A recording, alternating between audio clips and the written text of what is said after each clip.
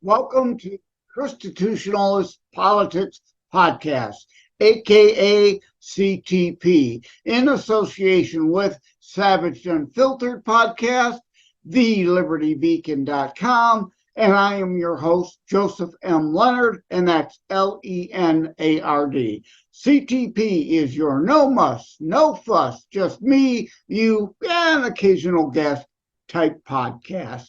As Listen Note says, there are 168.9 million plus podcast episodes available out there for you to listen to. So I really appreciate you tuning into mine. As Graham Norton would say, let's get on with the show! Who all still being censored on Twitter after Elon takeover? Well, we're going to talk about social media in general, but mainly Twitter. Twitter is still an issue, still a problem. But first, I thought I'd start with YouTube because I have issues with YouTube, but not as much as I do Twitter. I'm outright still banned on Twitter, as well as my original fascist book account. I have aliases on both now, but my original YouTube account is still there, still active.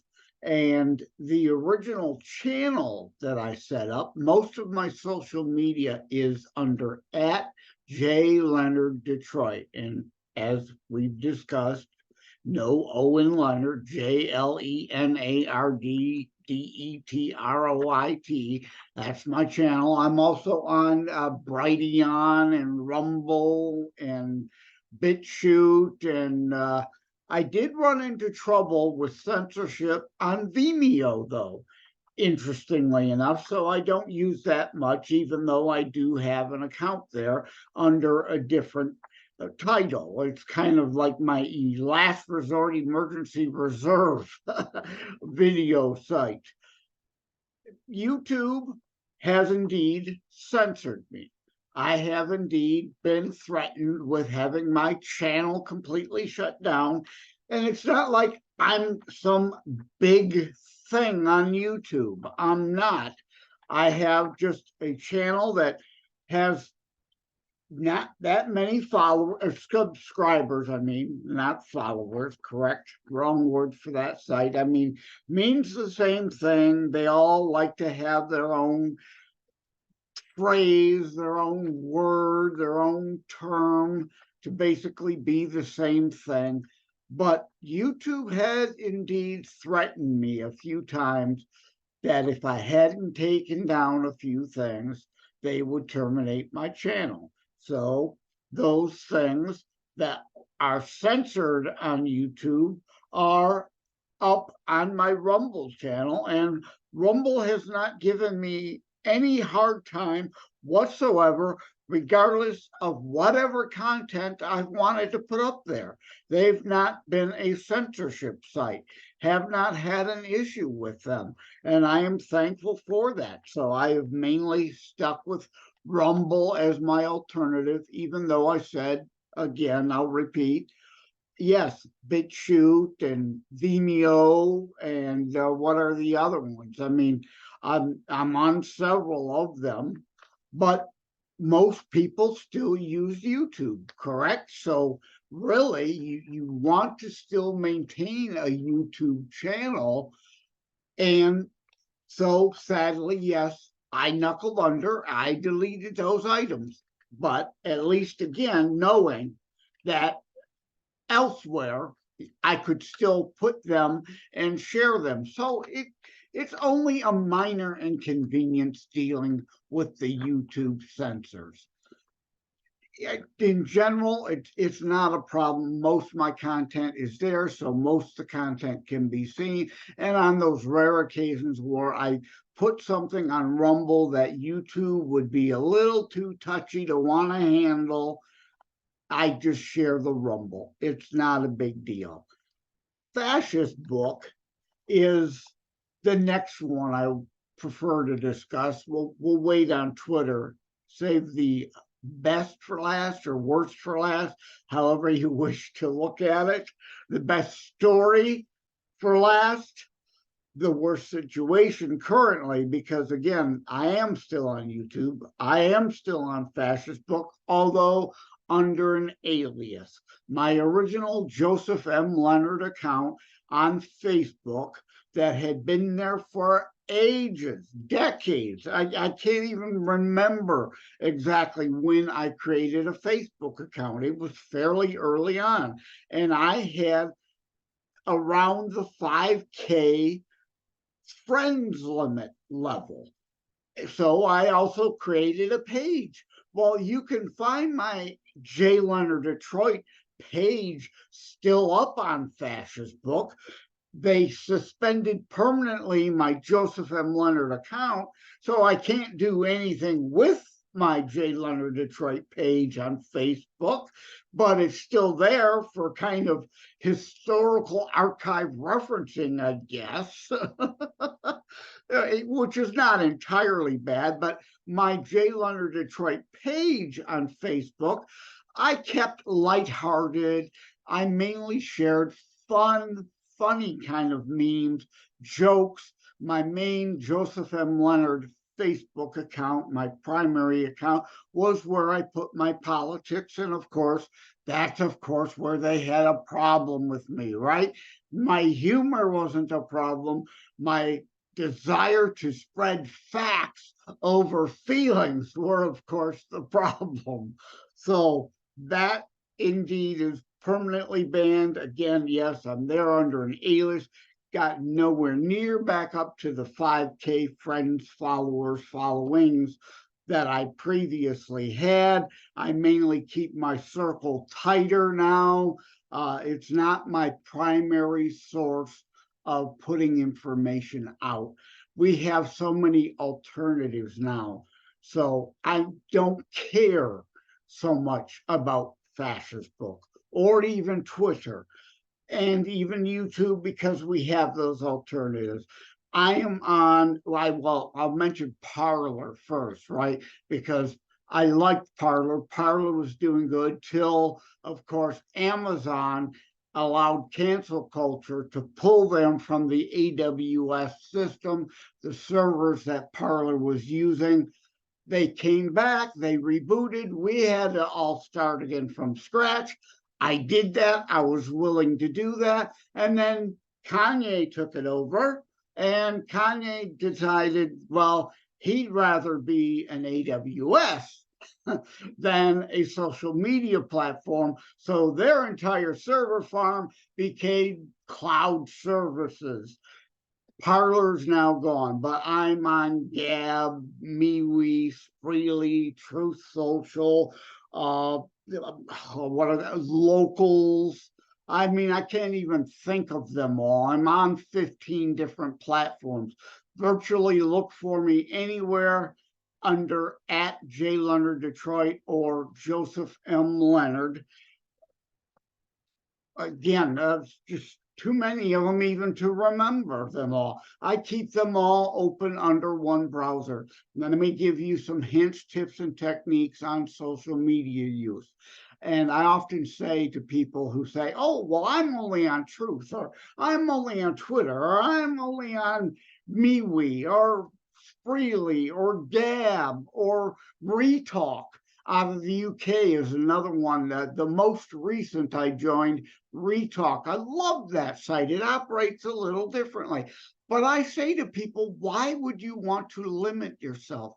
Why would you want to limit your reach? So I have a piece. You could go to tinyurl.com/social media never surrender. Of course, all together as one word. tinyurl.com. I like using the tinyurl.com service to shorten links, because the article links are way too long to deal with. tinyurl.com/social media never surrender. And I give the hints, tips, techniques there about, I use Firefox as basically my sole social media browser. So I have all these social media sites that I'm on open in separate tabs on a Firefox browser. And I use Chrome for other things. I use Opera for other things. I use Brave for other things. I'm a former IT guy, so I'm multitasking a bazillion things at one time all the time on my computer. And yeah, sometimes it causes it to crash because I indeed have too much going on at times. But having all your social media platform sites open on one browser should not be an issue for most people. And I suggest you put those in order, not alphabetical or anything like that, but as in content size. Like Twitter is still generally the smallest amount of content you can put in a tweet, whatever the character count is up to. Then you can cut and paste before you hit post there to the next size. All right, let's just say Parler again, right? For whatever the limit there was. Then you can post that. Before you post that, you elaborate a little if you needed to say more, because not everything can be said in a tweet. That is always the problem with Twitter. It's great for sound bites and brief talking points, but a detailed discussion, pardon the stumble there, it is just not to be had on Twitter unless if you're going to spend all day going back and forth with comments and replies to expound upon what you said. And misunderstandings can be had because you have to put your thoughts into such a small space, small sentences, and it's led to, of course, the Twitter attention span, as I call it, everybody's short attention span. And this abbreviation nonsense has gotten out of control. I do too now. You are for your, all LLL, of course, everybody does that. I don't think that's a big deal, but, when we're shortening real words like ARE, R or OUR, either occurrence, you just put the letter R and expect people to understand based on the context of the sentence which real word you're actually using in that state. So cut and paste to Parler, add some additional context on that space, then cut and paste to Gab, add more if need be there, add a picture, add a meme. Memes are great. I mean, we've all come to love memes because, as the old saying goes, a picture is worth 1,000 words, right? And you put a picture and a dozen words, it can say indeed as much as 5 paragraphs can say at times very succinctly, and that's great. We should be succinct when and where we can, unlike the rambling I'm currently doing, right? Hey, got to keep a sense of humor, got to be able to poke fun at ourselves, or we do not dare laugh at others. If you can't laugh at yourself, you've got no right to be laughing at anybody else. So those are my tips and tricks for that. We've talked about YouTube. We've talked about Fascist Book. But yes, Twitter, of course, is the elephant in the room, so to speak, right? Most of us on the right, conservatives, or as I call myself, a ChristiTutionalist, had run into the censorship issues on Twitter. And I'm not immune to that. I have been shadow banned forever over there. In fact, here's where the better story comes in. I am one of 200 people that became known as the Mighty 200. Musician Toots even wrote a song, a anti-censorship anthem about us. Me and 199 other Americans out of the 350 million plus, of course, not all 350 million Americans are on Twitter, but out of all those people indeed on Twitter, 200 of us were targeted by Politico and Hillary Clinton in 2016. That's right. The beginning of the Russian collusion delusion didn't start with President Trump or then candidate Trump. They floated that attacking Us 200, Politico's article, and in thelibertybeacon.com piece that's associated with this episode, you can find the links to the Politico pieces and see them. And indeed, you'll see my face is similar U.S. type shirt on, more of a zip polo type with name tag, same as my author photo. If you've got my book, that's my usual avatar on most of the platforms. So you will see that I was directly targeted by Politico and Hillary Clinton in 2016. How I didn't get permabanded back then is still a shock to this day, but of course, they kept attacking us. They got us shadow banned, and that's probably why we weren't, most of us, outright permabanned at Twitter at that time, because they were shadow banning us. Not a whole lot of people were seeing us. But before that happened, I was targeted because a lot of my posts, I did the statistics, I did the analysis, I used the tools. A lot of my posts weren't getting immediate direct reach in response from my 250,000 followers on Twitter, but those they shared it with, those that it went out with from there, the retweets, and even those seeing it without retweeting it because someone else had retweeted it. A lot of my posts were getting 8 million pairs of eyeballs, supposedly, on a lot of my tweets. So obviously, while numbers-wise of followers, 250,000 certainly isn't a million, I was still a pretty big player. And so were a few of the others in the mighty 200 and why they went at us.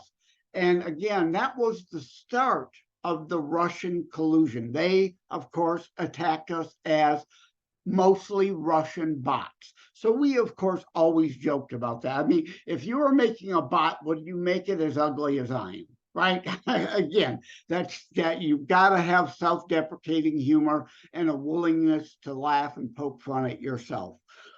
I'm no bot. People knew that, and that was our response. Clearly, look at us.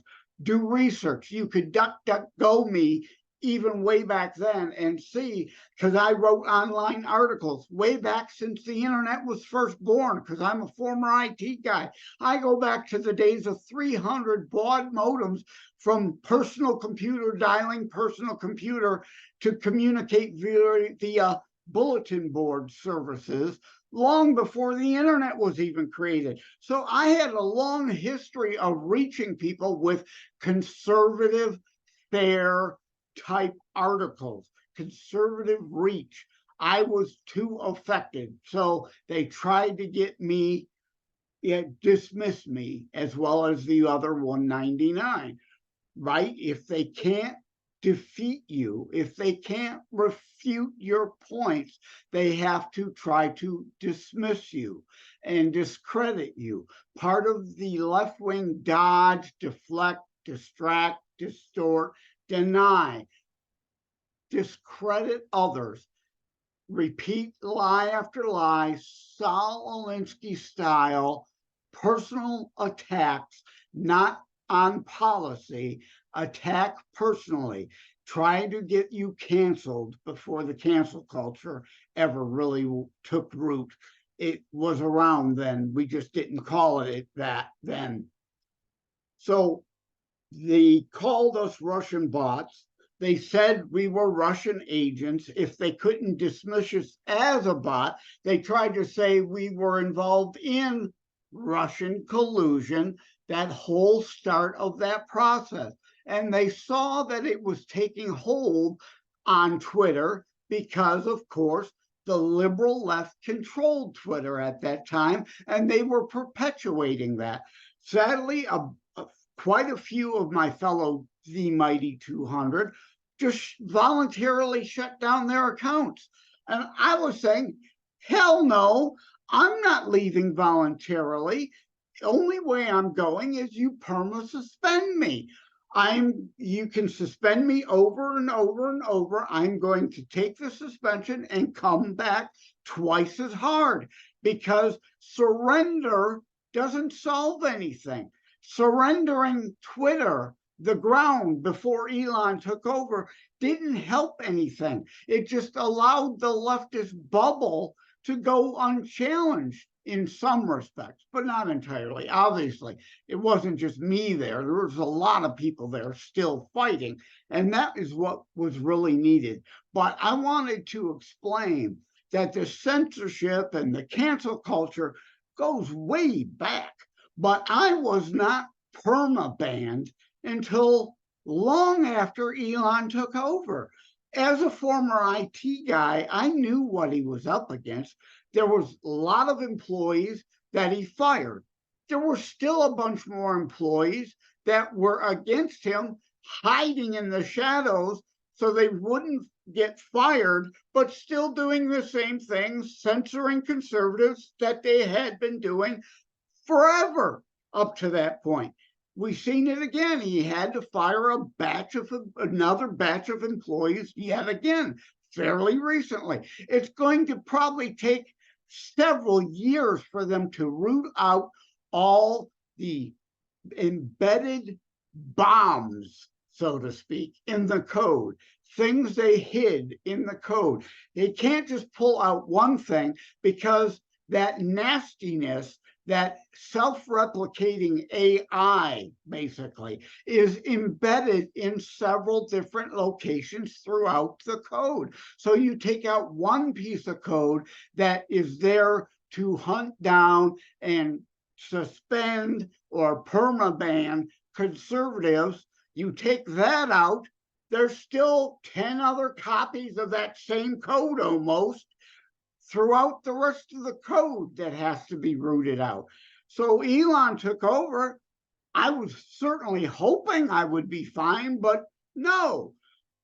About 8-9 months after Elon took over, I was perma-banned. And of course, I've been attempting to appeal that ever since. But of course, Elon has cut the staff so much, there's still no real customer service staff. There's no phone number.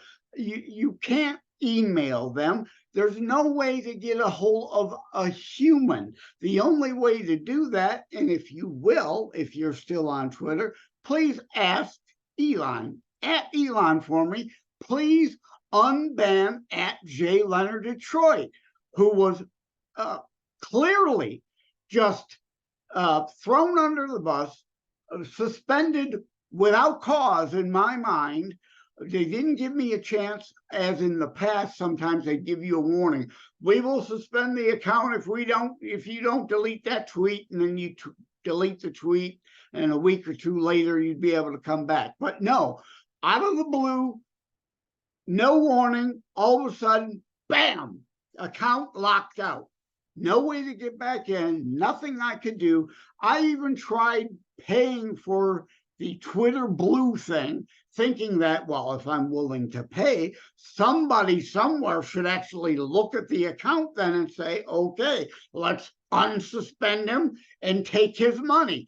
No, they wouldn't even do that, because there's probably not even enough staff to do that at Twitter at this time, until he's able to get things under control, monetize it in a degree that he's looking to make it profitable, to then hire in customer service and get a handle on those other things. Because while Elon clearly states he's a free speech guy, and that was one of the major motivations to buy Twitter, he's still a market capitalist and wants Twitter to return on his investment. He wants Twitter to turn a profit. So he's attempting to balance all that.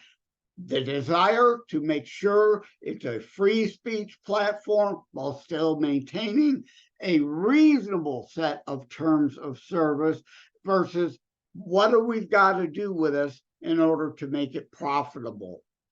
So I just wanted to talk about censorship in this episode and in this The Liberty Beacon article, even though a lot of this information is older now. I felt it important to make you aware of it and indeed ask that question. Who all still being censored on Twitter after Elon took over, or YouTube, or Fascist Book, or wherever? Please definitely leave information in the comments about your story. What's your censorship story, your suspension story, your shadow ban story? Because I do have an alias, as I said, on Twitter, but that's my JLenardDetroit author account that is there to promote my book. I don't really delve into politics too much, except for those that tie into the politics that are in the book Terror Strikes Coming Soon to a City Near You, which is, of course, indeed a ChristiTutionalist book, a MAGA book, a Make America Great Again book.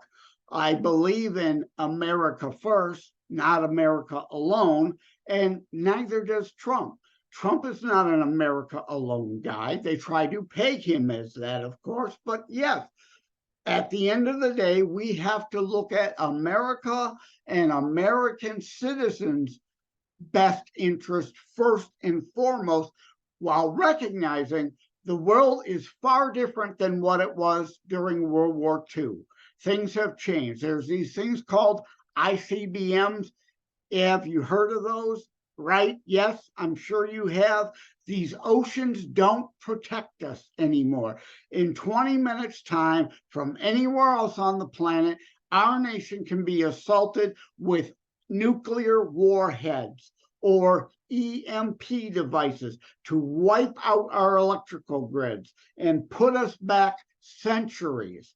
So we can no longer be that Fortress America concept that we could up until World War II, and many tried to keep us out of World War II, saying, there was no such thing as intercontinental bombers yet. Germany was developing them with the intent of bombing us eventually, but it didn't exist. Tokyo, Japan did indeed attack the U.S. mainland. I'm not talking about Pearl Harbor. I'm talking about the actual continental U.S. with balloon bombs. I know a lot of you have not ever heard about or learned that history, which is why Terror Strikes Coming Soon to a City Near You is historical fiction, or as I call it, faction. I go into that. That's why the CCP balloon incidents are a big deal. Now, China has those ICBMs.